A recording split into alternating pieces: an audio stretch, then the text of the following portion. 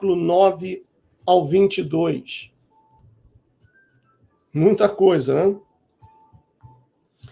Provérbios 24, versículo 1 e também do versículo 19 ao 24.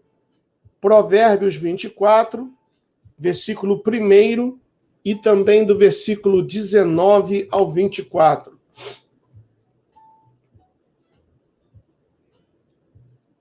Salmo 37, versículos 27 e 28. Livro de Salmos 37, versículos 27 e 28. Thierry Torres, muito boa noite. Isaías 14, do versículo 9 ao 15. Então, serão essas as menções, as referências que iremos ver. Vou repetir rapidamente. Mateus 24, do 37 ao 39. Isaías 57, do versículo 1 ao 6. Esdras, capítulo 9, do versículo 1 até o versículo 4. Salmos de número 106, do versículo 34 ao 39. Deuteronômio, do capítulo 18, do versículo 9 ao 22. Provérbios 24, versículo 1, e depois damos um big lip, do versículo 19 até o 24. Salmo 37, versículos 27 e 28. Isaías 14, do versículo 9 ao 15. De acordo? Então, vamos fazer uma oração agora, neste momento, e pedir que o Espírito do Criador nos abençoe nesta noite.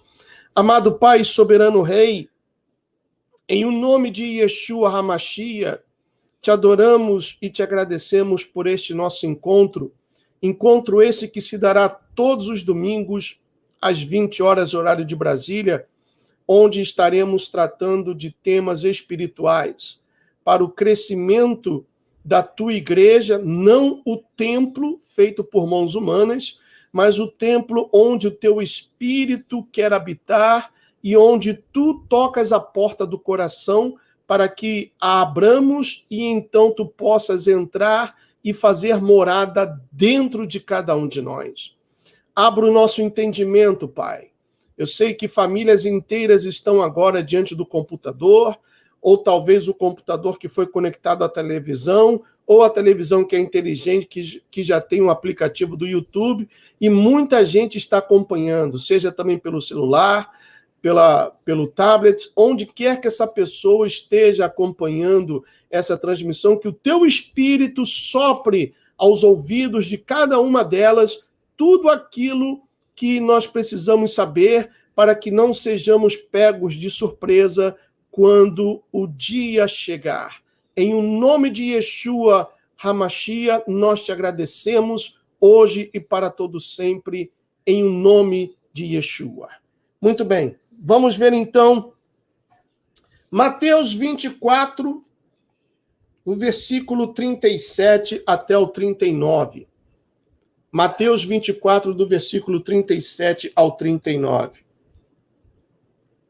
A sua Bíblia tem que estar assim, ó. Toda rabiscada, anotada, isso significa que você lê e que você estuda. Então, assim tem que estar a sua Bíblia. Tá bom? Vamos lá. Diz assim: pois assim como foi nos dias de Noé, também será a vinda do Filho do Homem. Vejam a analogia que o Messias fez ao explicar às pessoas, os seus discípulos, aqueles que o ouviam, como seriam os últimos dias, dias estes que nós estamos vivendo. Nós somos a última geração. Repetindo, pois assim como foi nos dias de Noé, também será a vinda do Filho do Homem. Porquanto, assim como nos dias anteriores ao dilúvio, comiam e bebiam, casavam e davam-se em casamento, até ao dia em que Noé entrou na arca. E não perceberam, senão quando veio o dilúvio e os levou a todos. Assim será também a vinda do Filho do Homem. Muito bem. Prestem bem atenção, pessoal. Isso daqui é importantíssimo. Vocês aqui do Instagram, vocês que estão acompanhando, transmitindo hoje somente pelo canal 4SA Flórida. Vamos ver agora pausadamente, e tem uma referência também que eu esqueci de comentar. Gênesis capítulo 6, tá bom? Que é a próxima que nós iremos ver. Então diz assim no versículo 37. Pois assim como foi nos dias de Noé. Como foram os dias de Noé? Vamos lá. Pega aí a sua Bíblia, deixa marcado Mateus 24. Opa! Deixa marcado aí Mateus 24. Onde foi que eu botei minhas anotações? Vamos lá em Gênesis capítulo 6. Vamos ver como foram os dias de Noé. Gênesis capítulo 6. Bem fácil de encontrar, né? Diz assim: como se foram multiplicando os homens na terra, e lhes nasceram filhas. Vendo os filhos de Deus que as filhas dos homens eram formosas, tomaram para si mulheres, as que entre todas mais lhe agradaram. Bom, para a pessoa que está aqui pela primeira vez, e vamos colocar dessa forma, não tem, que digamos, um conhecimento ainda da palavra, até agora nada de anormal, supostamente nada de anormal. A coisa vai começar a esquentar quando a gente comparar o que está escrito aqui em Gênesis capítulo 6 com o que diz o livro de Enoque. Então diz assim, versículo 3. Então, disse o Senhor, o meu espírito não agirá para sempre no homem, pois este é carnal, e os seus dias serão 120 anos. Versículo 4. Ora, naquele tempo, ou seja, no tempo em que os filhos, supostamente como está escrito aqui no versículo 2, os filhos de Deus conheceram as filhas dos homens, porque elas eram formosas, então, naquele tempo, havia gigantes na terra. E também depois. Então, vamos entender muito bem, eu faço questão de falar pausadamente. Tem gente até que diz que eu falo como um pastor da Igreja Universal, né? Naquele tempo havia gigantes, quer dizer, no tempo de Noé, e depois também, lembrando que o livro de Gênesis, os 5 primeiros livros são chamados de Pentateuco, e foram escritos por Moshe, ou seja, Moisés. Então, Moisés, logicamente, ele não viveu a época de Noé, mas ele sim viveu a época do Egito e também depois da saída do Egito, sendo o grande líder do povo do Criador. Então, Moisés sabia o que ele estava escrevendo para afirmar que os gigantes, naquele tempo de Noé, já haviam gigantes, e depois também, certamente na própria época de Moisés. Então, ele diz assim: quando os filhos de Deus possuíram as filhas dos homens, as quais lhe deram filhos, estes foram valentes, varões de renome na antiguidade. Muito bem. Eu vou ver agora aqui uma versão. Eu vou colocar aqui rapidamente a versão que eu tenho no meu telefone, que é a King James em português, tá bom? E nós vamos comparar algumas versões. Na King James em português diz assim, capítulo 6. Então, quando a humanidade começou a se multiplicar sobre a face da terra, e nasceram muitas mulheres. Os filhos de Deus viram que as filhas dos homens eram atraentes e escolheram para si aquelas que lhes agradaram os olhos. Então declarou o Senhor: por causa da malignidade do ser humano mortal, o espírito que lhe dei não permanecerá nele para sempre. Portanto, ele não viverá além dos 120 anos. Ora, naquela época, e também algum tempo depois, havia nefilins na terra. Então vejam que a King James em português, que é a versão que eu tenho aqui no meu telefone, já fala abertamente nefilins, a palavra nefilins. No hebraico, o plural é nefilim, com M no final. Filhos de Nefal, os nefilim. Em português, nefilins. Então, no versículo 4, a Bíblia King James, em português, diz assim: ora, naquela época, e também algum tempo depois, havia nefilins na terra, quando os filhos de Deus possuíram as filhas dos homens e elas lhes deram filhos. Esses gigantes, ou seja, o pronome demonstrativo, esses gigantes, em relação aos nefilins, foram os heróis dos tempos antigos, homens rudes e famosos. Versículo 5 diz: contudo, o Senhor observou que a perversidade do ser humano havia crescido muito na terra e que toda a motivação das ideias que provinham das suas entranhas era sempre e somente inclinada à prática do mal. Versículo 6 diz: então o Senhor entristeceu-se muito por haver criado os seres humanos sobre a terra, e esse sentimento feriu profundamente seu coração. Agora, eu quero ler para vocês essa Bíblia aqui que eu comprei, já mostrei a vocês, traduzida diretamente do hebraico, e aqui até tem as famosas leis universais de Noé. Está aqui, ó, o alfabeto hebraico. E eu quero ler para vocês o que diz aqui o livro de Bereshit, que é o livro de Gênesis. Tudo isso, pessoal, para que façamos uma comparação. Como vocês podem ver, olha, de um lado o hebreu, do outro o inglês. Aqui, ó. Então vamos lá.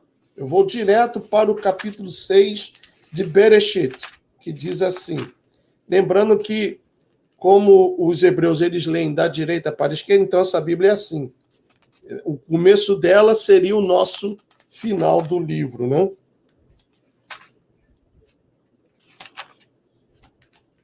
Diz assim: quando os homens começaram a aumentar, quer dizer, não de tamanho, mas de número, né, na terra, filhas lhes foram nascidas. E os seres divinos, não fala os filhos de Deus, porque, segundo o Leandro Squadri Compasso, esses seres divinos não eram anjos, eram homens de carne e osso. Mas aqui diz: e os seres divinos viram o quão lindas eram as filhas dos homens, e eles as tomaram como esposas dentre todas as que os satisfizeram. E aqui fala Hashem. Hashem também é um outro nome para o Criador, mas também tem outros significados. Eu até falava, mas tenho agora até evitado de falar Hashem. Eu prefiro falar, então, Adonai, sabendo que o nome santo é Yahweh.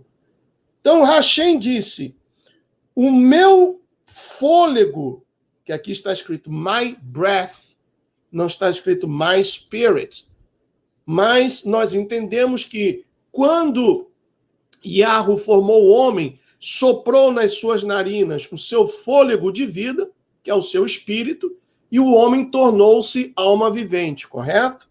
Então diz assim: o meu fôlego, ou meu espírito, não permanecerá no homem para sempre. desde que ele é muito carnal. Assim que os dias permitidos ao homem serão de 120 anos. E foi então, depois que os Nefilim apareceram na terra. Então aqui está bem claro que o aparecimento dos Nefilins, que na Bíblia João Ferreira de Almeida chama de gigantes, que na Bíblia do King James em português fala abertamente Nefilins, eles apareceram depois que esses, como está escrito aqui,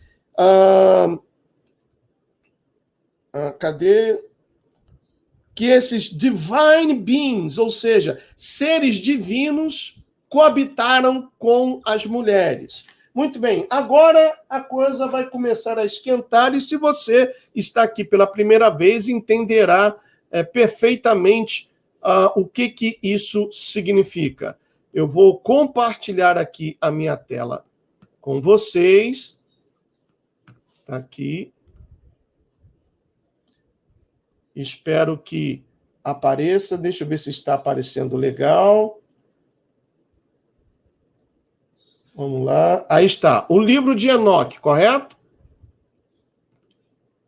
Vou colocar a tela cheia. Esse é o livro de Enoque, que muita gente torce o nariz porque recebeu a alcunha de ser um livro apócrifo, que não está no cânon sagrado. E aqui nós já nos demos o trabalho de explicar como o cânon sagrado foi criado através da influência de Constantino, o imperador romano, adorador do sol. E Constantino também era mitraísta, ele adorava o mitraísmo. Foi daí, dessa mistura de adoração ao sol e do mitraísmo, que surgiu o que hoje nós conhecemos como catolicismo. Então, vamos aqui, o livro de Enoque é um texto apócrifo que é mencionado por algumas cartas do Novo Testamento, Judas, Hebreus e 2 de Pedro.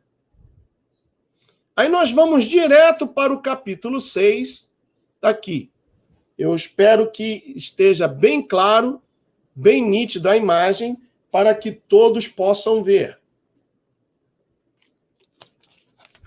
Rebeldes dentre os sentinelas. Sentinelas era a nomenclatura que Enoque deu aos anjos.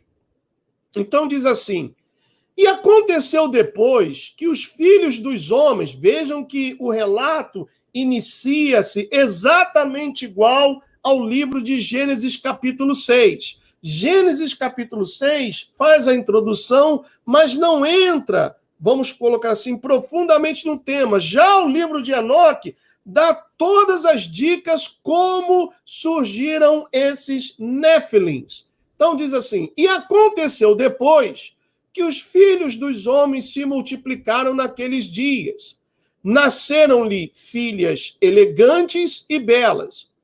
E quando os anjos, os filhos dos céus, então não eram homens, como Leandro Esquadra e Compasso da Igreja Adventista diz, não eram homens, Enoque já deixa bem claro aqui. E quando os anjos, os filhos dos céus, viram-nas, enamoraram-se delas, dizendo uns para os outros: vinde, selecionemos para nós mesmos esposas da progênie dos homens e geremos filhos. Aí diz aqui o versículo 3. Então seu líder, Samiasa, disse-lhes: eu temo que talvez possais indispor-vos na realização deste negócio, e que só eu sofrerei por tão grave crime. Então, eles cometeram o pecado conscientes de que estavam fazendo algo que seria horroroso, um crime, conforme descrito aí no livro de Enoque, correto? Aí o versículo 5 diz assim: mas eles responderam-lhe e disseram: nós todos juramos, e amarraram-se por mútuos juramentos, que nós não mudaremos nossa intenção, mas executamos nosso empreendimento projetado. Então eles juraram todos juntos, e todos se amarraram ou uniram por mútuo juramento. Todo o seu número era 200, os quais descendiam de Ardes, o qual é o topo do Monte Hermon. Esse Monte Hermon permanece até os dias de hoje. Esse Monte Hermon, a ONU tem uma base de observação nesse monte. Segundo alguns entendidos em profecia, em escatologia, esse Monte Hermon, a partir do momento em que os anjos, os sentinelas, desceram e fizeram esse pacto, o Monte Hermon é considerado um portal. Vejam que coisa interessante. E se vocês pesquisarem sobre a posição de latitude, a latitude norte, verão que o Monte Hermon está na latitude 33, que para o cabalismo, a maçonaria, é um número místico. Tanto que o grau maior da maçonaria é o grau 33, grau esse que é considerado uma divindade e que recentemente o general Mourão alçou foi promovido a esse grau. Aí diz aqui no versículo 9, aquele monte, portanto, foi chamado Hermon, ou Hebron, porque eles tinham jurado sobre ele e amarraram-se por mútuo juramento. Estes são os nomes de seus chefes, Samiasa, que era o seu líder, Araquiba, Rameel, Cocabiel, Tamiel, Ramiel, Danei, Ezequiel, Naraquijal, Azael, Armaros, Batarel, Ananel, Saqueil, Sansapeel, Satarel, Durel, Jonjael e Sariel. O livro de Enoque é tão detalhista que cita até, eu não lembro agora o capítulo, se alguém souber, coloque aí, por favor, no chat, do nome do anjo caído que entrou na serpente e enganou a Eva, que teve relações com Eva através de uma forma corpórea da serpente. O livro de Enoque fala isso. Então é um livro muito revelador que os adoradores de Constantino, aqueles pedófilos e homossexuais que se reuniram no Conselho de Nicéia, eles decidiram que o livro de Enoque não era inspirado.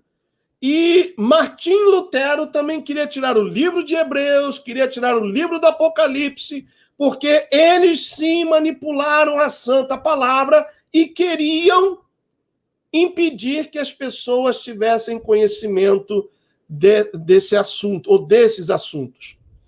Versículo 11 diz, estes eram os prefeitos dos 200 anjos, ou seja, aqui no versículo 10 diz o nome de cada um dos prefeitos, ou seja, aqueles que estavam por responsáveis dos 200 sentinelas caídos.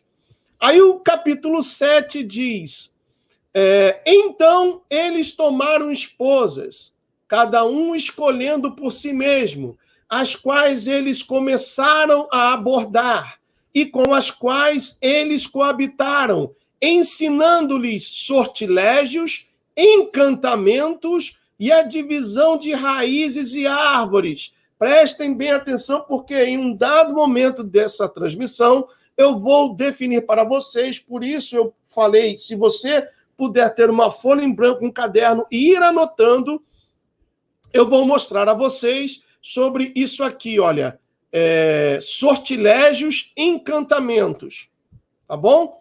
Aí aqui embaixo nós temos algumas notas no rodapé, no texto aramaico lê-se sentinelas, ou seja, os anjos caídos, de Ardes, ou nos dias de Jared. Monte Hermon deriva seu nome do hebreu Erem, ou seja, uma maldição.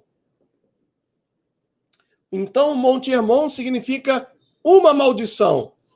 O texto aramaico preserva uma lista anterior dos nomes destes guardiães ou sentinelas.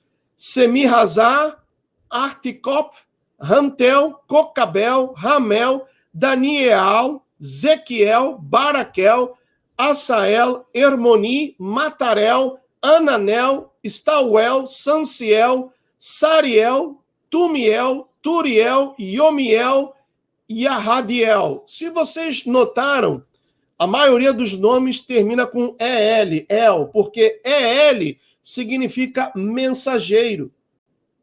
Então, eles perderam seu estado natural de mensageiros, de anjos criados pelo Todo-Poderoso, se rebelaram, desceram à terra, no Monte Hermon, fizeram um juramento e então coabitaram com as mulheres, gerando assim os Néfilins. Continuando, aqui diz, capítulo 7, versículo 2, e as mulheres conceberam e geraram gigantes.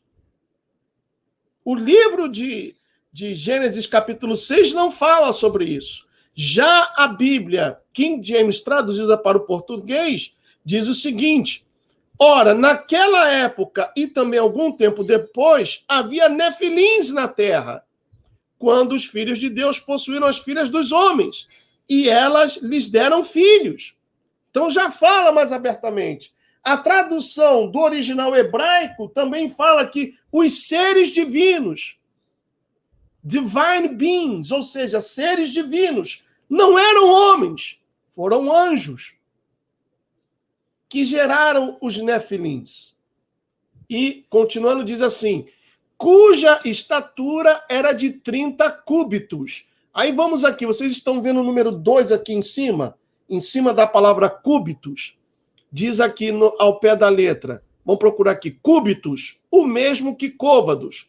Um côvado, aproximadamente 50 centímetros. Então, se multiplicamos 30 cúbitos por 50 centímetros, vamos chegar a 13 metros e meio.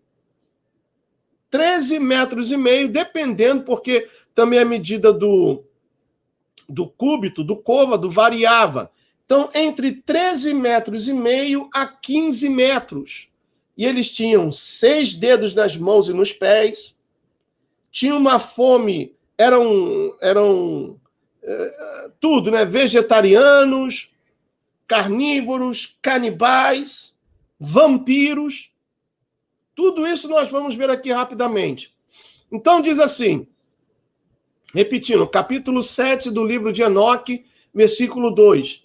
E as mulheres conceberam e geraram gigantes. Imagina o parto como deve ter sido, hein?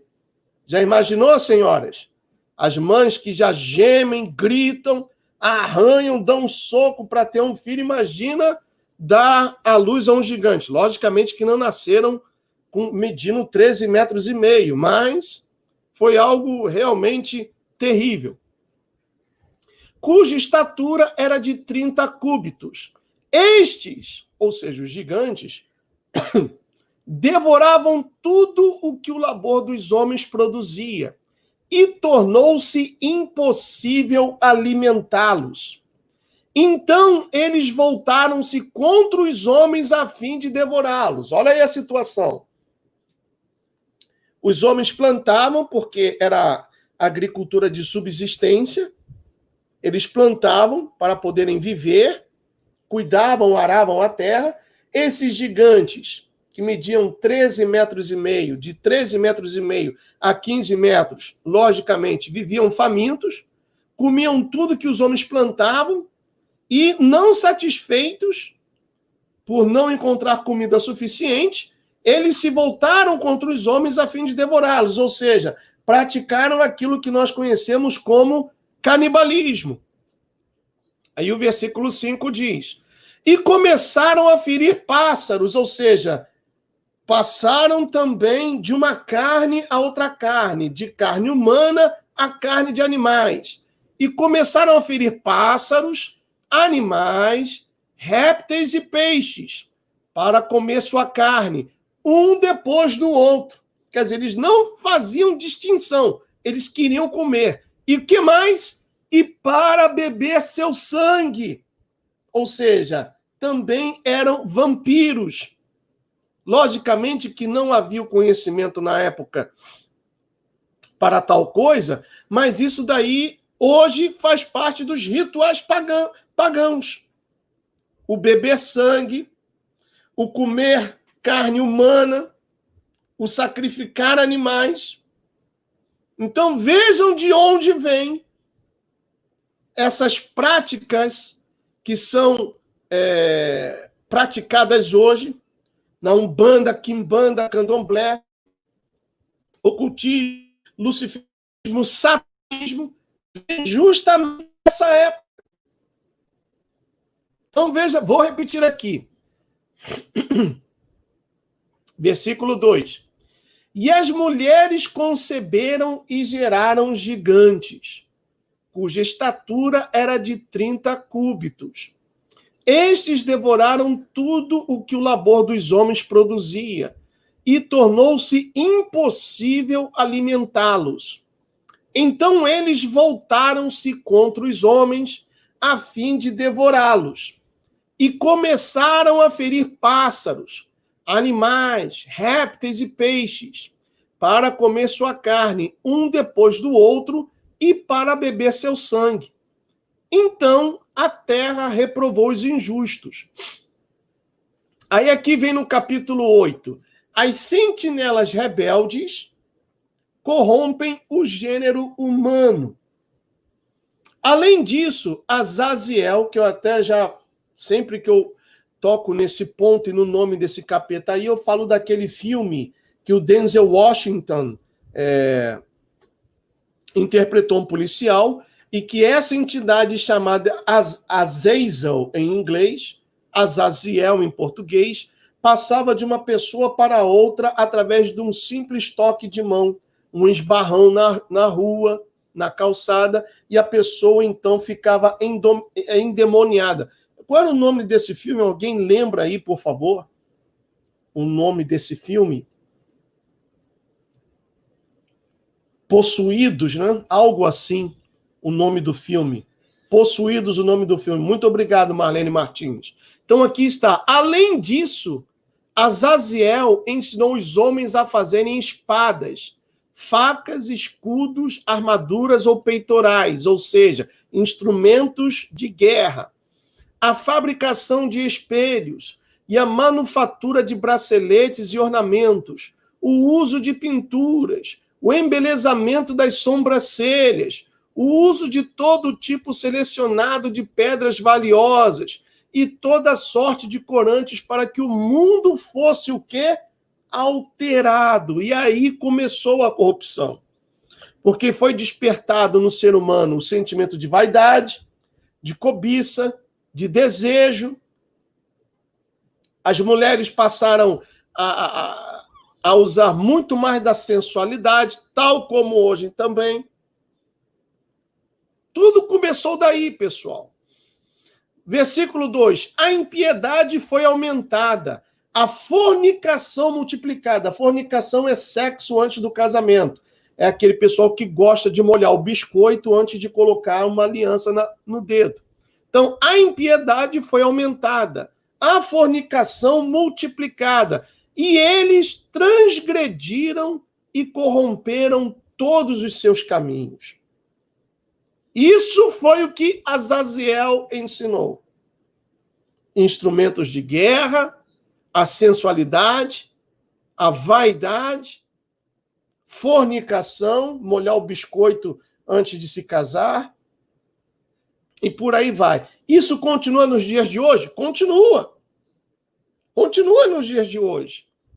Continuando, a Mazaraque ensinou todos os sortilégios e divisores de raízes. Armers ensinou a solução de sortilégios. Barcaial ensinou os observadores das estrelas. Aquibeel ensinou sinais. Esse daqui, então, deve ser o pai da maçonaria.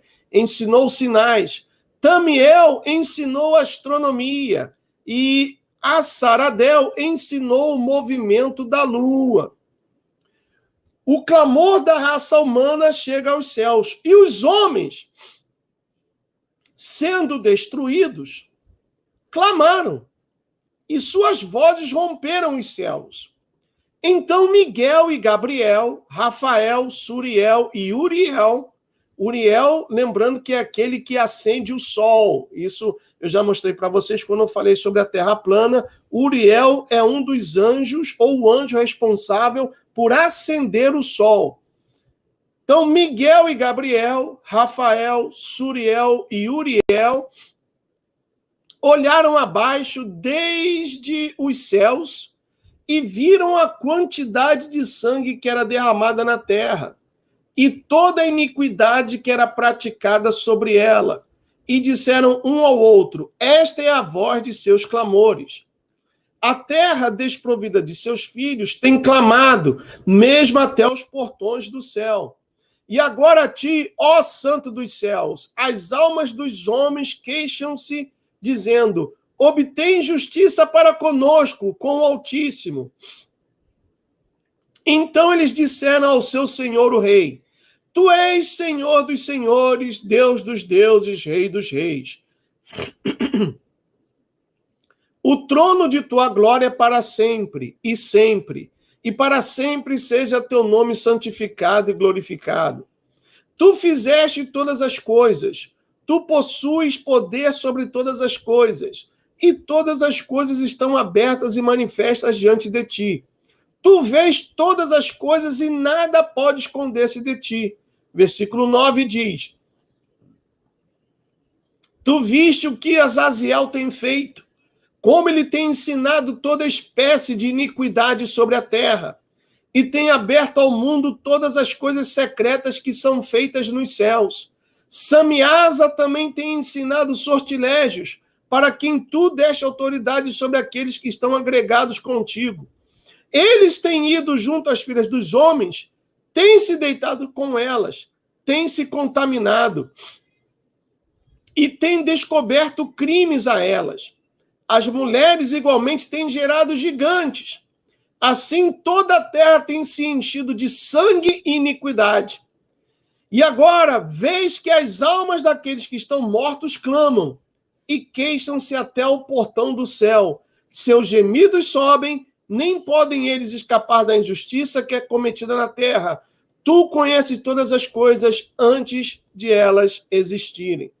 Então, veja bem, vou voltar para mim aqui a tela. Aí, voltando lá para o livro de Mateus, capítulo 24. Vamos lá para Mateus, capítulo 24. Diz assim, versículo 37. Pois assim como foi nos dias de Noé.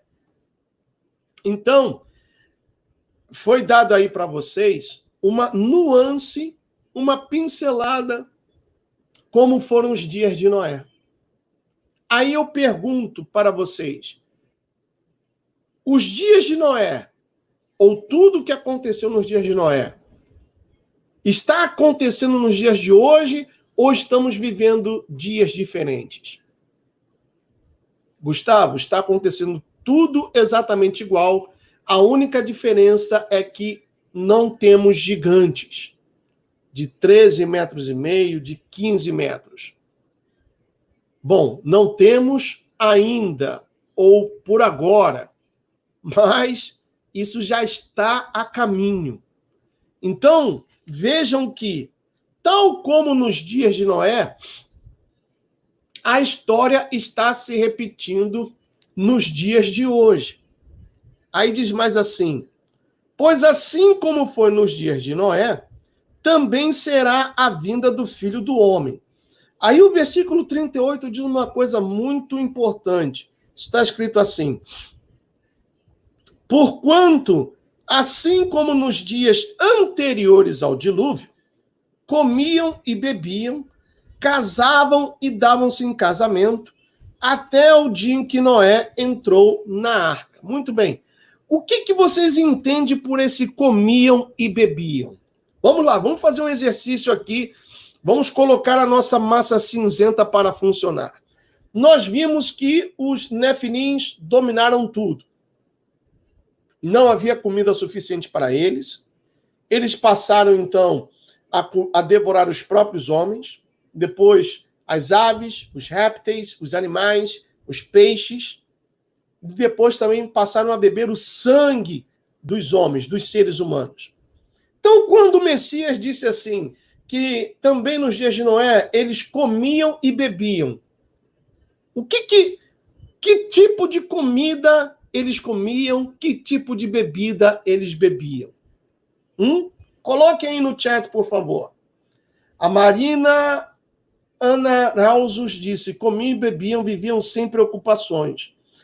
A Lontra disse, festejavam sem limites. O hashtag 242 disse, gente e sangue. Isso mesmo. Eles comiam e bebiam, seres humanos, répteis, animais, peixes, o plantio, e bebiam água e também sangue. Meus amigos, o que eu vou falar agora para vocês, se vocês estiverem com crianças aí, por favor, peçam para que as mesmas mandar um passeiozinho no quintal, alguma coisa. E depois me lembrem de mostrar isso para vocês. Vocês acreditam na existência de reptilianos? De pessoas que se fazem passar por humanos, mas na realidade são demônios? Vocês já ouviram falar numa substância chamada adenocromo? Inclusive, eu já fiz um hangout sobre isso. Como essa substância é obtida. Vocês sabiam que esses reptilianos, eles, a olho nu, a olho visto, eles não têm nenhuma diferença. Não possuem 6 dedos nas mãos, nos pés. Nenhuma diferença física de um ser humano normal como eu, como você. Mas, por que esse pessoal está tão ligado a rituais de sacrifícios de animais e também de sacrifícios humanos? Eles não são humanos. Travestem-se de humanos. Têm aparência de humanos, mas são demônios. E para que eles mantenham-se assim, sabe o que eles fazem? O que eles têm que fazer para que não comecem, vamos dizer assim, a aparecer realmente quem eles são? Eles bebem sangue. Por isso os rituais. Por isso os sacrifícios. Eles têm que beber sangue quase que todos os dias.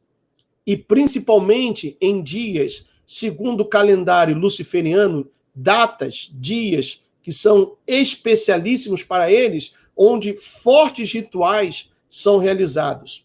Amanhã, segunda-feira, ainda sobre o tema dos jesuítas, eu vou comentar sobre isso aqui, ó. Missa negra no Vaticano. Esse será o tema de amanhã, segunda-feira, naquele estudo que estamos fazendo sobre os jesuítas. Missa negra no Vaticano. Vocês já ouviram falar de uma pessoa chamada Henry Kissinger, que já foi secretário de Estado, não lembro agora, acho que foi do Nixon, quando o Nixon era presidente. Henry Kissinger tem 96 anos de idade. E até ontem, sabe onde ele estava? Na China. 96 anos e ainda viaja. David Rockefeller morreu com 101 anos de idade. A rainha Elizabeth, eu nem sei mais qual a idade daquela iguana. Outro dia eu vi, ela esteve com George Bush pai, George Bush filho, ela esteve com o Obama e também com o Trump. 4 presidentes, ou até mais. E a aparência dela não muda. Vocês acham normal isso? Voltando ao livro de Gênesis, que o Criador disse que o meu espírito não habitará para sempre no homem, já que os seus dias serão de 120 anos. Os anos foram passando, os pecados foram aumentando, os homens continuaram corrompendo-se. Hoje, uma geração dura 70 anos e, havendo vigor, 80 anos. David Rockefeller morreu com 101. Henry Kissinger tem 96 e ainda está viajando. Está lá na China. Vocês sabem quantas horas de viagem daqui dos Estados Unidos para a China? Quase um dia. 96 anos está lá na China. A princesa, a rainha Elizabeth, eu não sei a idade daquela iguana. Não muda a aparência. Está lá firme e forte. Dorme igual um morcego, de cabeça para baixo. Eles se alimentam de sangue. Por isso, muitos sacrifícios são realizados. De crianças, de virgens, de animais. Em missas negras, como o que será dito amanhã, da missa negra no Vaticano. Porque, primeiro, fazendo essas coisas, eles creem que adquirem poder. E, segundo, eles precisam do sangue para manter-se disfarçados de humanos. Simples assim. Então, voltando aqui, vejam que, olha, já tem 1h05 de live, eu não cheguei nem na quarta parte. Então, quando diz assim, porquanto, assim como nos dias anteriores ao dilúvio, comiam e bebiam, ou seja, sangue e carne humana, casavam e davam-se em casamento, ou seja, contaminação através da hibridização. Eles estavam formando seres híbridos, daí o motivo pelo qual foi necessário o dilúvio, para acabar com aquela raça de híbridos. Porque se assim não fosse, o Messias não poderia nascer. Deixa eu recomeçar aqui no Instagram, só um momentinho, meus queridos, que o Instagram sempre faz essa pausa aqui. Vamos lá, recomeçando. Se o Criador não tivesse enviado o dilúvio, o Messias não teria nascido. Porque eles comiam e bebiam, comiam sangue, comiam carne humana e bebiam sangue. Casavam e davam-se em casamento, hibridização. Porque os 200 coabitaram com as mulheres, geraram gigantes e continuaram coabitando. Continuaram coabitando. E aqueles gigantes, logicamente, não nasceram somente gigantes homens, também deveria ter do sexo feminino, e continuaram coabitando entre si e foram nascendo outros gigantes. Por isso foi necessário o envio do dilúvio, porque se assim não fosse, não haveria como o nosso Redentor ter nascido. Porque toda a linhagem estaria comprometida. E se tem algo que esses reptilianos, eles valorizam, é a linhagem. Vocês podem... Eu já falei aqui no livro As 13 Famílias Illuminati, como eles preservam a linhagem. Eles casam-se entre si e quando não conseguem, eles pegam alguém de fora, iniciam a pessoa no ritual deles para que continuem gerando prole, filhos. E depois, ou quando a pessoa quer sair desse meio podre, corrupto, eles matam, como aconteceu com a princesa Diana. Aquilo não foi um acidente, aquilo dali foi um crime. Então, essa geração perversa está aqui hoje. Mas, Gustavo, você acabou de falar que o dilúvio acabou com ele. Sim, mas aí nós vamos entender o porquê, por isso o título da live, o retorno dos nefilins. Ah, então, Gustavo, veremos gigantes de 13 metros e meio, 15 metros e meio? Não. Eu creio que com o avanço da tecnologia, eles não serão gigantes como no passado. Não terão 6 dedos nas mãos ou nos pés. Serão, assim, pessoas a olho nu, seres humanos tais como nós. Inteligentíssimos, proeminentes, governando países, estados, nações, tomando decisões importantes, mas são demônios com uma casca de seres humanos. Não serão altos para que não chamem atenção. Mas eu creio que eles já estão entre nós. Continuando agora, meus queridos, agora vamos seguir aqui a a relação que eu passei para vocês, nós vimos primeiro Mateus 24, 37, 39. Eu esqueci de mencionar Gênesis 6, aí já emendei com o livro de Enoque, que é bem explicativo. Vamos agora a Isaías 57. Isaías 57. 779 pessoas. Muito obrigado pela sua paciência, pela sua audiência. Por favor, deixe aí o seu like.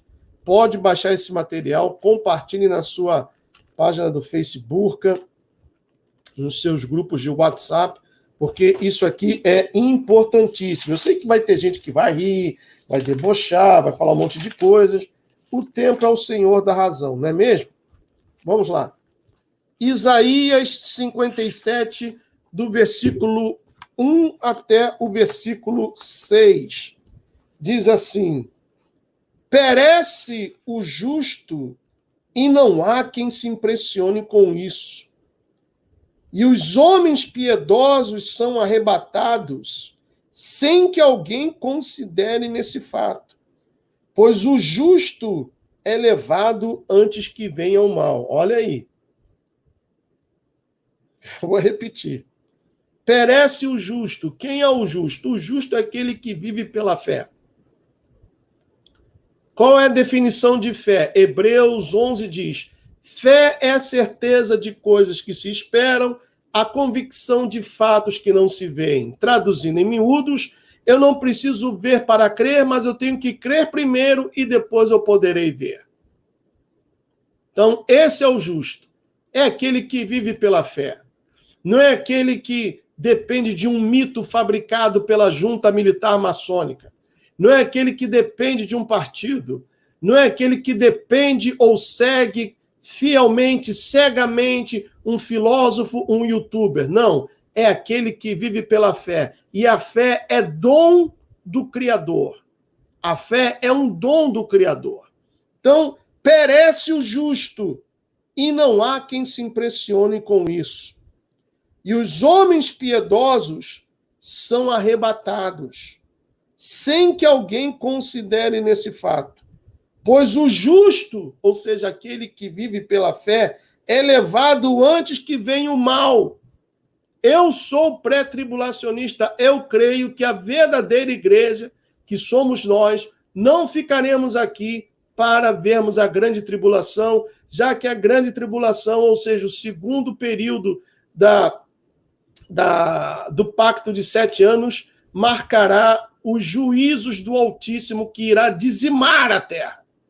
A própria Bíblia diz que o dia do Altíssimo, ou na João Ferreira de Almeida, o dia do Senhor será um dia terrível, que ninguém poderá resistir. Então, Isaías 57 diz que o justo é levado antes que venha o mal, e entra na paz. Descansam no seu leito os que andam em retidão.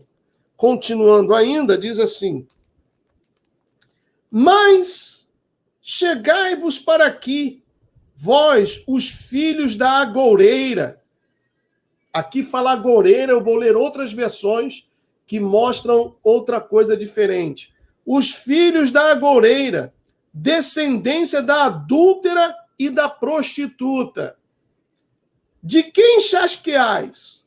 Contra quem escancarias a boca e deitais para fora a língua? Porventura, não sois filhos da transgressão, descendência da falsidade, que vos abrasais na concupiscência junto aos terebintos, debaixo de toda árvore frondosa, e sacrificais os filhos nos vales e nas fendas dos penhascos? Por entre as pedras lisas dos ribeiros, diz assim: está a tua parte. Estas te cairão em sorte. Sobre elas também derramas a tua libação e lhes apresentas ofertas de manjares. Contentar-me-ia eu com estas coisas? É assim que está escrito na nossa Bíblia, João Ferreira de Almeida, correto? Eu vou ver aqui na King James em português. Isaías 57. Isaías 57, do versículo 4 em adiante.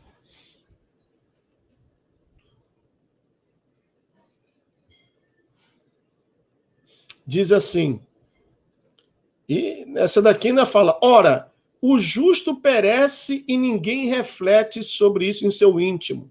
Homens piedosos são arrebatados e ninguém compreende que os justos são tirados a fim de serem livrados do mal.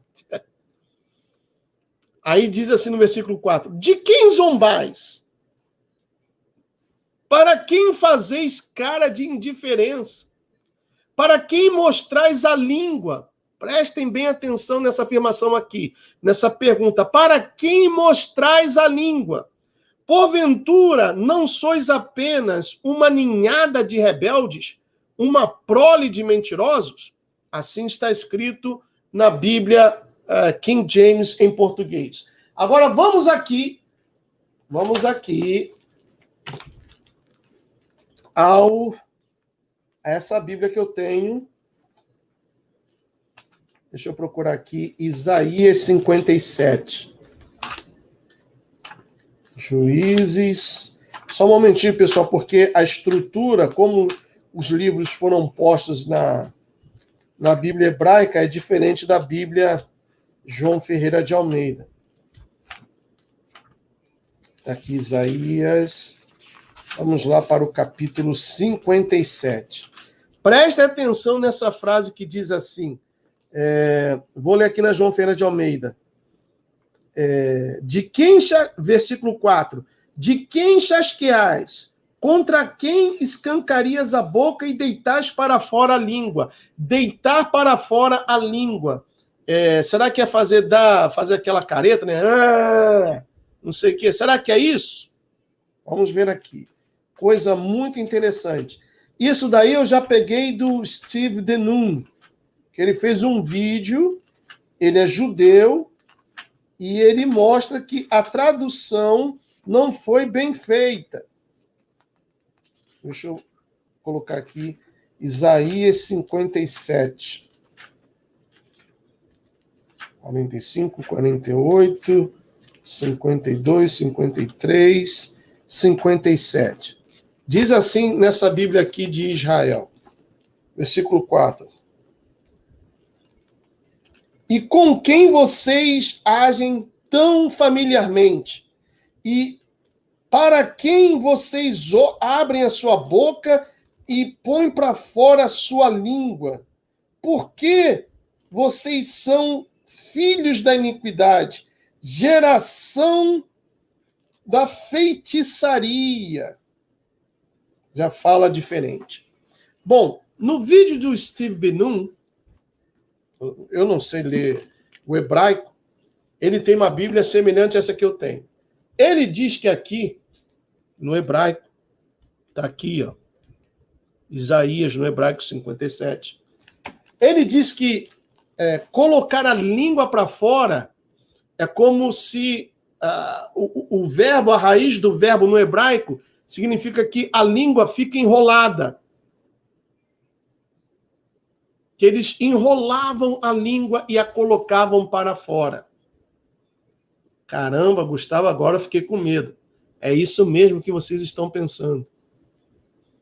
Isaías 57 mostra a nova geração dos reptilianos, dos descendentes do Néfilins. E eles são chamados, como está escrito aqui na Bíblia 57:4, diz assim: vocês são filhos da iniquidade, geração de feitiçarias. Quer dizer, esses seres que se diziam de Israel, que colocavam a língua para fora, eram filhos da iniquidade e uma geração que nasceu devido a feitiçarias e encantamentos. Tem uma outra versão que chama assim, De quem zombais? Contra quem vocês abrem a boca e colocam para fora a vossa língua? Porventura, não sois filhos da feitiçaria e descendência da falsidade? Vejam que revelação, meus amigos. E segundo, eu vou repetir aqui, segundo Steve Ben-Nun, ele lê tanto o inglês quanto o hebraico, já que ele é judeu, e ele fala que o verbo aqui, em inglês está stick your tongue, quer dizer, colocar para fora, não foi bem traduzido, mas sim que significa que a língua, eles enrolavam a língua e a colocavam para fora. Filhos ou geração da iniquidade e de feiticeiros, ou que nasceram de trabalhos de feitiçaria. Olha aí. Diante dos nossos olhos, e nós não tínhamos esse entendimento. Está vendo que coisa forte? Volto a repetir. Eu não creio, deixa eu colocar essa Bíblia aqui, que os nefilins modernos, vamos colocar assim, se sobressaiam pela altura. Porque senão eles iriam chamar muito a atenção dos demais. E eles precisam misturar-se entre seres humanos porque eles vivem de sangue. Então ganha-se a confiança. Aquele filme Eyes Wide Shut, que o Tom Cruise participou, que ele foi numa festa de sexo dentro de uma propriedade em Nova York. Isso acontece, pessoal. Certas datas de certos meses são consideradas sagradas para esse pessoal, onde eles fazem rituais tremendos. Isso não é conto da carochinha, não é uma fantasia, não. Isso é real. É olhos bem abertos, não é mesmo? Ryuzaki, Gustavo, será que o mandíbula é um deles? Não sei, não posso afirmar. Mas quando eu vi isso daqui, e isso foi ontem à noite, eu estava sentado com a Márcia, ela estava vendo outras coisas, e eu estava estudando a Bíblia, e eu vi o Steve Ben-Nun comentando sobre isso. Que a língua se enrolava e eles colocavam para fora, como se fosse um lagarto. Não tem aquela língua bifurcada, os répteis? Mais ou menos assim. E mais abaixo fala que esse pessoal era descendência ou geração da iniquidade, da falsidade, em algumas versões, em outras, da feitiçaria e da magia. Então vejam que coisa tremenda. Continuando ainda aqui, mas como isso se deu, Gustavo? Como isso aconteceu ou acontece também nos dias de hoje? Vamos lá para Esdras, capítulo 9. Esdras, capítulo 9. Tá chato, pessoal? Se tiver, eu paro. Se alguém tiver aí, Gustavo, continua outro dia, coisa e tal, hoje é domingo. Não tem problema, não. O que eu peço é que vocês, por favor, prestem atenção, porque isso é muito importante. Esdras, capítulo 9. Deixa eu ver aqui, acho que eu já passei.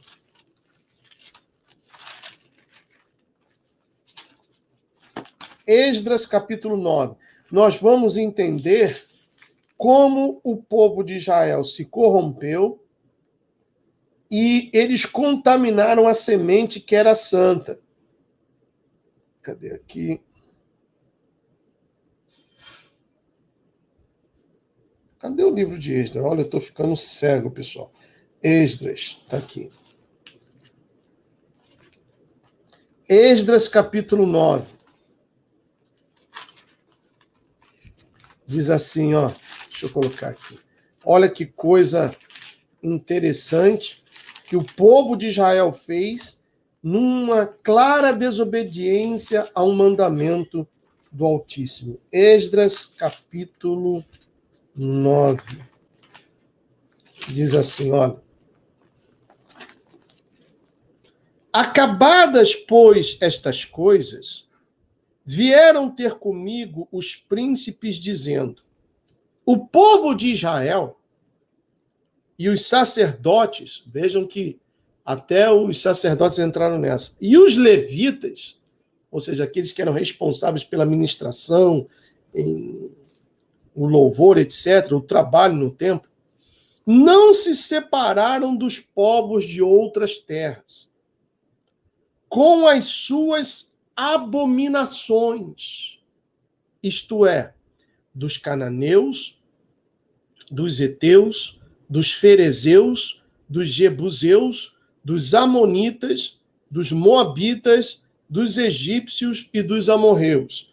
E quais eram essas abominações? Pois tomaram das suas filhas para si e para seus filhos, e assim se misturou a linhagem santa com os povos dessas terras. E até os príncipes e magistrados foram os primeiros nesta transgressão. Então, eles misturaram a linhagem santa com povos pagãos, numa clara, nítida desobediência ao que o Criador manda. Agora nós vamos ver Deuteronômio capítulo 18. Vamos lá para Deuteronômio capítulo 18. Olha o que o Criador disse ou determinou para o seu povo. E eles desobedeceram. Deuteronômio capítulo 18. Agora vai ser o momento de você pegar uma folha para você poder anotar, que eu vou dar várias definições aqui para você, ou para vocês. Diz assim: quando entrares na terra que o Senhor teu Deus te der, não aprenderás a fazer conforme as abominações daqueles povos. Que povos? Nós já vimos os cananeus, os fariseus, os jebuseus, todos aqueles que foram nomeados lá em Esdras capítulo 9. Aí diz assim: não se achará em ti quem faça passar pelo fogo o seu filho ou a sua filha. Isso é um ritual pagão a uma divindade chamada Moloch, que vamos colocar hoje, nos tempos que vivemos, é o deus do aborto. Era uma estátua, com a cabeça de um cão, com os braços assim. A mulher vinha, colocava o seu bebê nos braços de Moloch, acendia-se o fogo por debaixo e a criança era sacrificada nos braços de Moloch. Hoje, quando comete-se um aborto, tanto a mulher que procura uma clínica para abortar, quanto o médico que realiza o aborto, ambos estão sacrificando aquela criança a Moloch. Em Israel, ano passado, ou coisa de 2 anos, foi aprovado o aborto no 9º mês de gravidez. Aqui nos Estados Unidos também. Vocês estão pensando que o Criador se esqueceu disso? Ele vai cobrar. Ele vai cobrar e vai cobrar muito caro. Então, continuando. Não se achará em ti quem faça passar pelo fogo seu filho ou a sua filha, nem adivinhador. Então, vou ler tudo primeiro e depois eu vou dar as definições para vocês. Nem prognosticador, nem agoureiro, nem feiticeiro, nem encantador, nem necromante, nem mágico, nem quem consulte os mortos, pois todo aquele que faz tal coisa é abominação ao Senhor. E por estas abominações o Senhor, teu Deus, os lança de diante de ti. Perfeito serás para com o Senhor teu Deus, porque estas nações que hás de possuir ouvem os prognosticadores e os adivinhadores, porém a ti o Senhor teu Deus não permitiu tal coisa. Então, se a gente voltar lá em Esdras, quando a gente lê que os sacerdotes, os levitas e todo o povo, eles se misturaram a linhagem santa com os cananeus, heteus, ferezeus, jebuseus e etc. e tal, eles se deixaram levar pelas mulheres que eram adoradoras de deuses pagãos e contaminaram a linhagem santa, fazendo rituais. Porque, vamos ver aqui. Primeiro, anotem aí, qual é o conceito de abominação? O que é uma abominação? Abominação, anotem, por favor, se vocês quiserem. Ato ou efeito de abominar. Repulsa, aversão, execração, coisa abominável, execrável, repulsiva, sentimento de desprezo, ódio e horror. Então, voltando aqui a Deuteronômio 18, 9, diz assim: quando entrares na terra que o Senhor teu Deus te der, não aprenderás a fazer conforme as abominações. Ou seja, abominação é algo desprezível, algo odioso, horroroso, coisa abominável. E estava terminantemente proibido aos filhos de Israel tal coisa. Como hoje também está terminantemente proibido a todo aquele que crê em Yahu e em seu filho, cujo nome em aramaico é Yeshua HaMashiach, essas coisas. Ou será que vocês se esqueceram que aquele que se une a uma prostituta torna-se um com ela?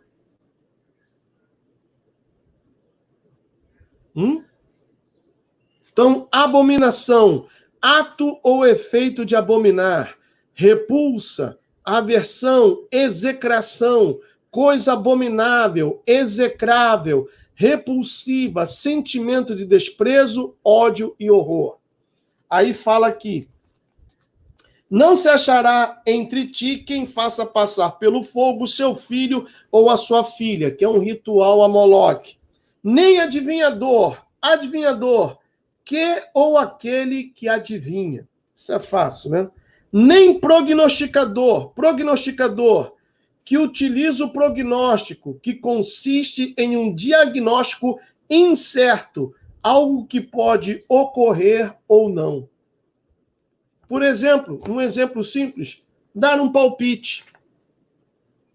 Quanto que vai ser o jogo, sei lá, do Flamengo? Eu acho que o Flamengo vai ganhar, como ganhou o Palmeiras, mas foi de 3-1. Mas vamos supor que ainda vai ser jogado esse jogo. Eu vou dar um palpite, o Flamengo ganha de 2-0. Isso é um prognóstico. E há pessoas que vivem disso, que ganham dinheiro com isso. São prognosticadores. A Bolsa de Valores, por exemplo, é um grande mercado de prognósticos. Caramba, Gustavo, isso é forte, essa eu não sabia, né? Continuando aqui, então, nem adivinhador, nem prognosticador, nem agoureiro. O que é agoureiro? Que ou quem faz agouros, predições, adivinho, vidente, aquele que acredita em agouros, agourento ou supersticioso. O povo brasileiro não é um povo supersticioso. Não é verdade? Eu tenho certeza que de cada 10 casas de brasileiros, se você entrar e falar, tem um chinelo virado ali, ó. Não, desvira isso daí, menino, que isso traz má sorte. É colocar a vassoura de cabeça para baixo por trás da porta para espantar a visita que não é bem-vinda. O que mais? Fim do ano então. Vou botar uma calcinha vermelha para dar sorte no amor. Vou comer quantas uvas? 12 uvas. Vou pular 7 ondas. Vou me vestir de branco. Não é assim? Quando está chovendo e tem muitos relâmpagos, aí fecha as gavetas onde tem talheres, cobre-se os espelhos. Superstição. Não, número 13 não. O número 13 é número de azar. São coisas do brasileiro que nos foram ensinadas, não é mesmo? Até com boas intenções, e que nós acreditávamos, mas que a palavra do Altíssimo é totalmente contrária a essas coisas. Porque aquele que crê nele não depende de sorte. Depende somente do Altíssimo. Continuando, gato preto, isso, se o gato preto passar, ai, meu pai, um gato preto não passa debaixo de uma escada, o que mais? Coloca uma ferradura na porta e isso, uma pata de coelho, né? Um rabo de coelho para dar sorte. Se pata ou rabo de coelho desse sorte, o coelho não perderia sua pata ou seu rabo. 007, conheço muita gente assim. É isso mesmo, pessoal.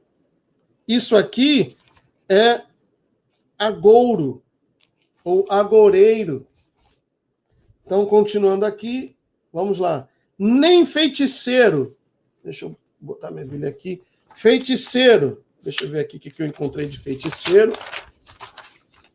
Está aqui. Feiticeiro, ocultista, aquele que faz feitiços, embruxador, magia.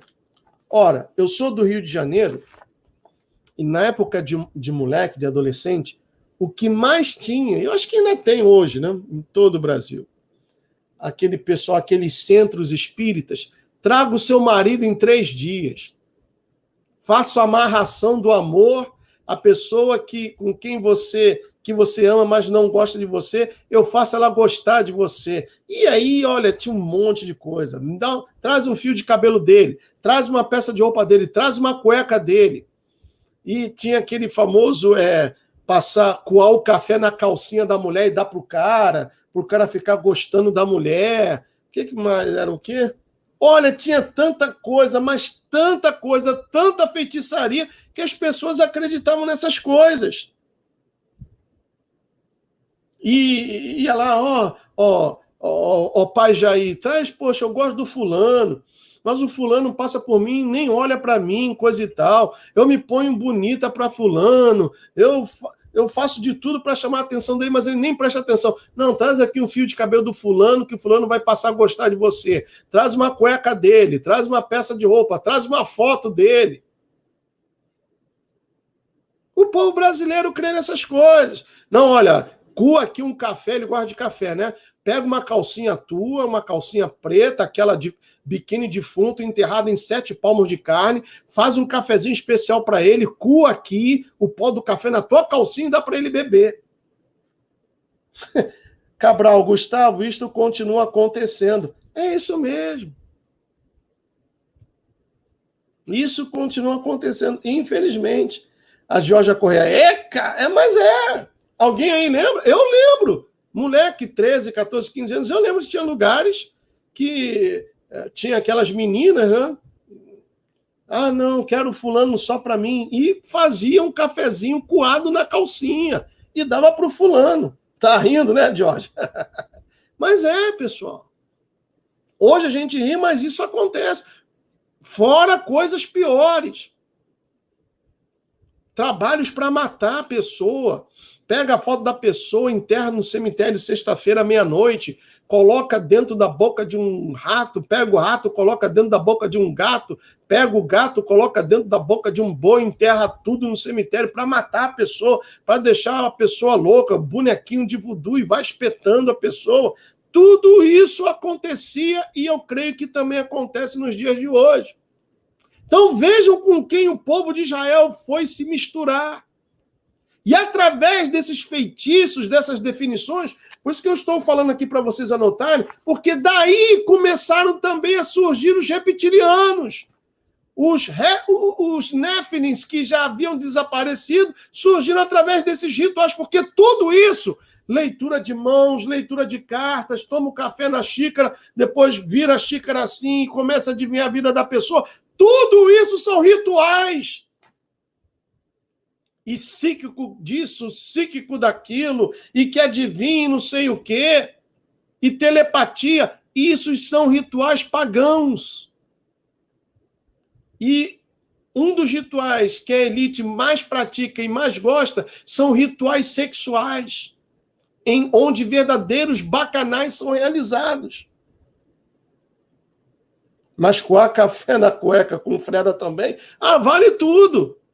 Olha, eu espero que os seus filhos não estejam aí para ouvir o que eu vou falar agora. Vou até beber um pouco d'água, porque depois vai dar nojo.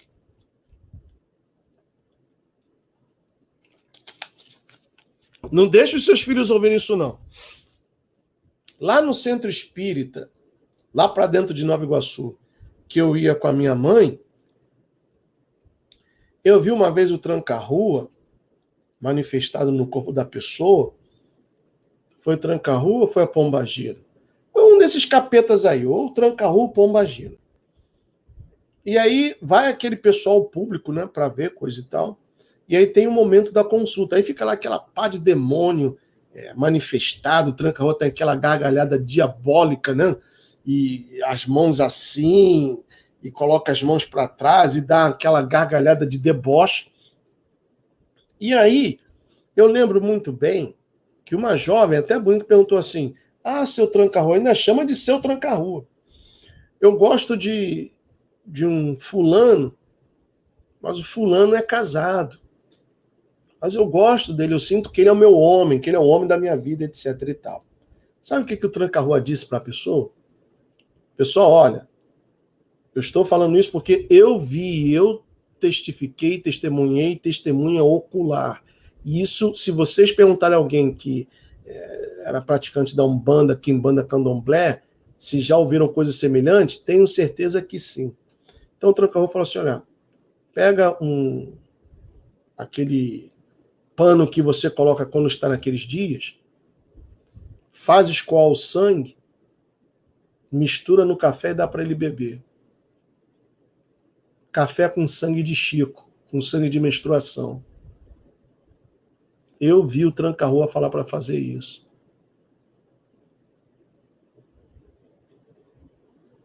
É nojento, pessoal. Eu sei que é nojento. Eu sei que é nojento. Trabalhos que eram feitos para o cara, 6 meses ele era hétero, 6 meses homossexual.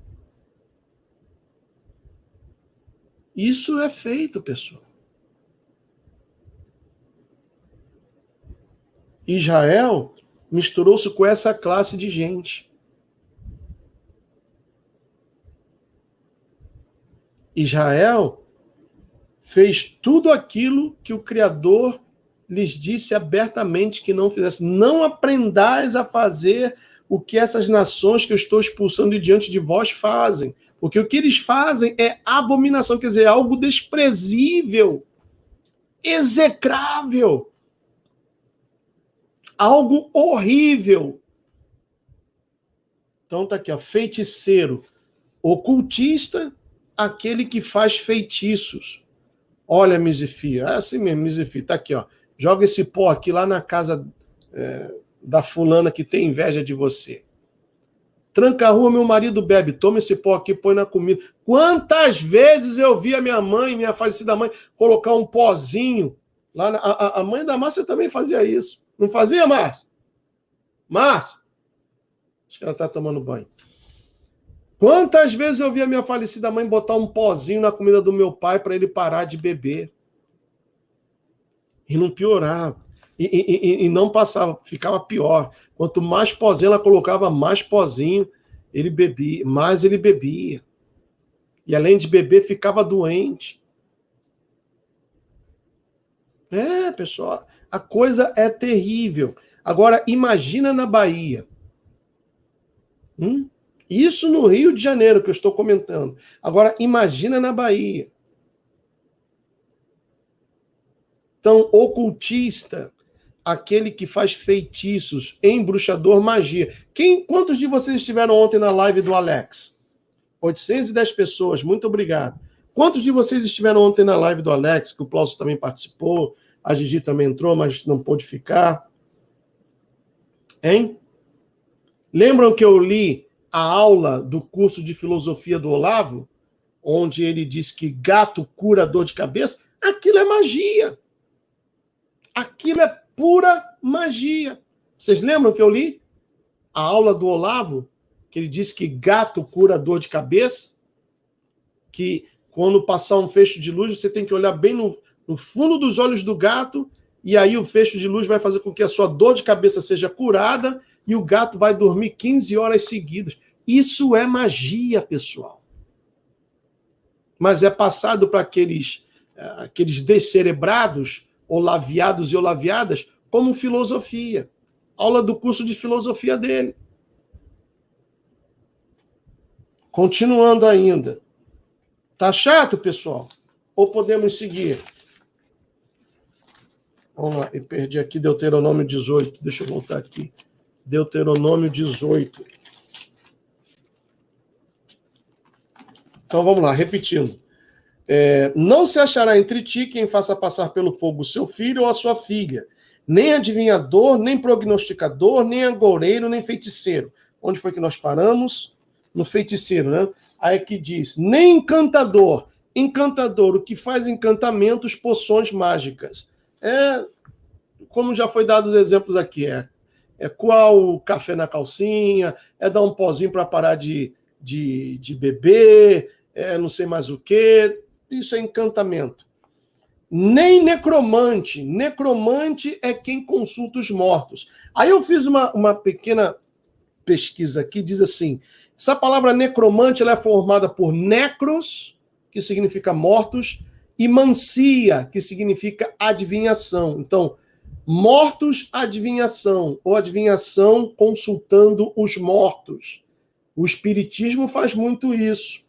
A viúva vai lá, está com saudade do marido, né, que já se foi. Eu queria tanto falar com meu marido, sinto tanta falta até da voz dele. Espera aí que eu vou trazer o seu marido aqui. Aí fecha os olhos, ou então dá um café, acende uma vela, faz qualquer coisa. Aí incorpora um demônio e até imita igualzinho a voz do marido que já se foi. Como aquela bruxa de Endor, que o rei Saul foi pedir para ela trazer Samuel. Aquilo dali, necromancia, pessoal. Então, essa palavra é formada por necros, que significa mortos, mancia, que significa adivinhação. Então, é o uso das habilidades do magista, guarda essa palavra, magista, para contactar os espíritos dos mortos. Aquele que evoca os mortos estabelece contato entre os humanos e o além. E não há contato, porque aos homens está ordenado morrer uma só vez e depois disso vem o juízo. E é mesmo aquela parábola que o Messias disse, que aquele pobre que os cachorros lambiam as suas feridas, morreu e ninguém se preocupou. Morreu rico e teve um enterro colossal, todo mundo chorando. Aí, quando o rico acordou, estava lá o pobre no seio de Abraão e ele estava em tormentos. Fala a Lázaro que molhe a ponta do seu dedo e me refresque a língua, porque eu estou aqui nesse lugar de tormentos. E aí, não dá, porque entre nós e vós há uma grande cima. E os que estão aí não podem passar para cá, e os que estão aqui não podem passar para aí. Então não adianta acender vela, fazer missa. A missa é um culto pagão.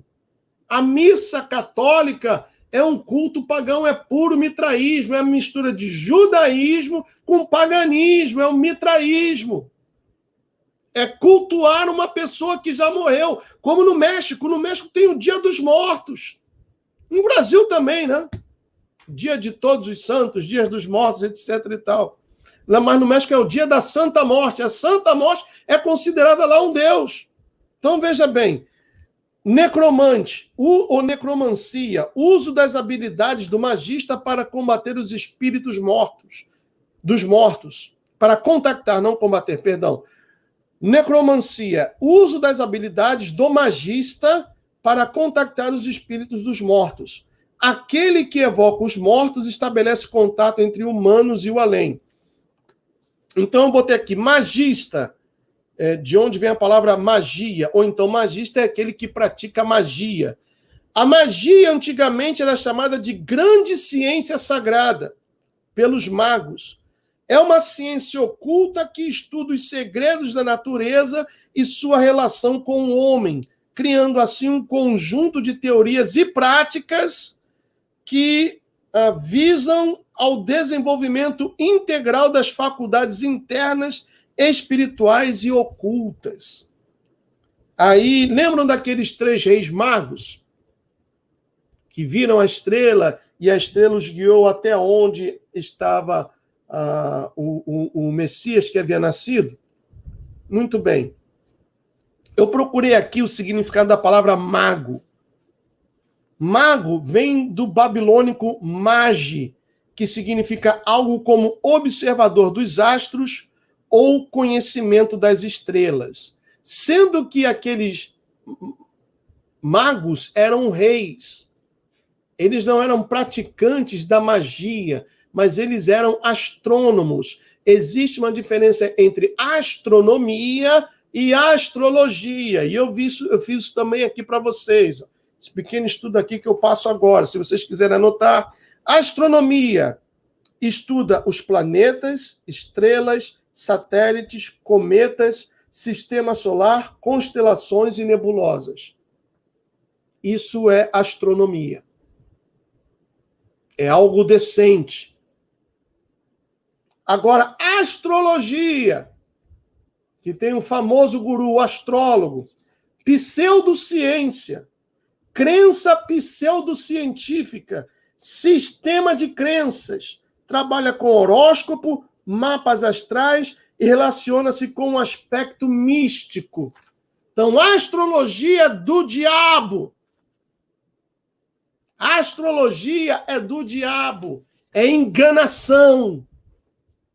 Essa coisa de horóscopo, tem gente que pergunta, né, que não sai de casa sem consultar, ler ou ouvir o que o meu zodíaco tem para mim hoje, qual é a cor que eu tenho que usar, que vestir, qual é o meu número da sorte, o que eu tenho que comer, o que eu tenho que fazer, será que eu posso beijar minha esposa hoje? Será que não fazem nada sem consultar os astros? Tem aqueles que são enganados com mapas astrais, tem aquele, o Carlinhos de Jesus, né? Aquele que é vidente, que é um mentiroso tremendo, que ganha dinheiro em cima dos bobões, dos otários aí. Tem artista que acrescenta a letra no nome, muda o nome para poder fazer sucesso. Tudo isso é abominação. Tudo isso. E por estas razões que eu especifiquei aqui para vocês, foi que o Criador disse claramente para o povo de Israel: não, quando entrares na terra que o Senhor teu Deus te der, não aprenderás a fazer conforme as abominações daqueles povos. Que abominações foram essas?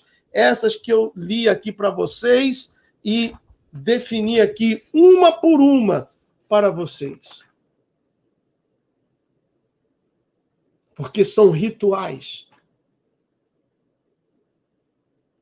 E desses rituais, eles estão trazendo, agora com o apoio da tecnologia, os nefilins, os reptilianos, que estarão entre nós, se já não estão. Eu creio que sim, que já estão. Bom, pessoal, certamente não vai dar para ver tudo hoje. Nós paramos aqui em Deuteronômio 18. Eu só quero dar uma palhinha, Salmo de número 106. Isso aqui é muito forte. Isso daqui foi um achado. 106, do versículo 34 ao 39. Salmo de número 106, do versículo 34 ao 39. Aí no próximo domingo teremos a segunda parte desse tema e eu vou então completar o que ficou. Muita coisa ainda a ser dita. Salmo 106, do versículo 34 ao 39. Preste bem atenção. Diz assim, ó: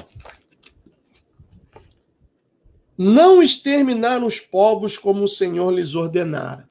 O Jebuseu, o Ferezeu, o Cananeu, os Heteus, eles tinham que ser exterminados porque eram povos abomináveis ou povos que praticavam a abominação. E o Criador disse para Israel para que exterminasse todos.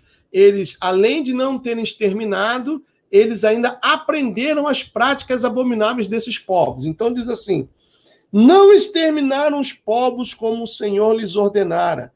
Antes, se mesclaram com as nações e lhes aprenderam as obras.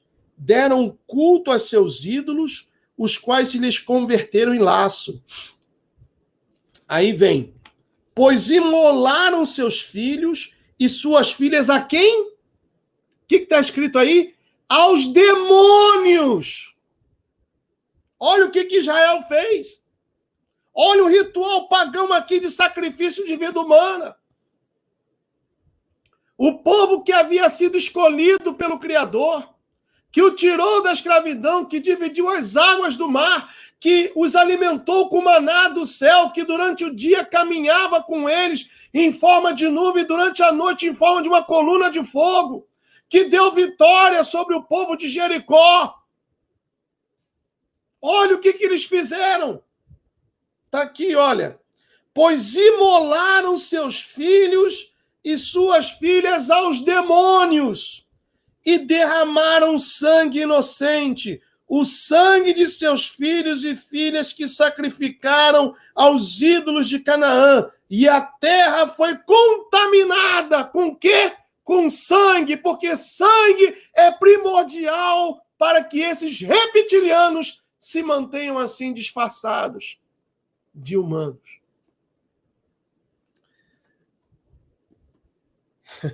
39. Assim se contaminaram com as suas obras e se prostituíram nos seus feitos.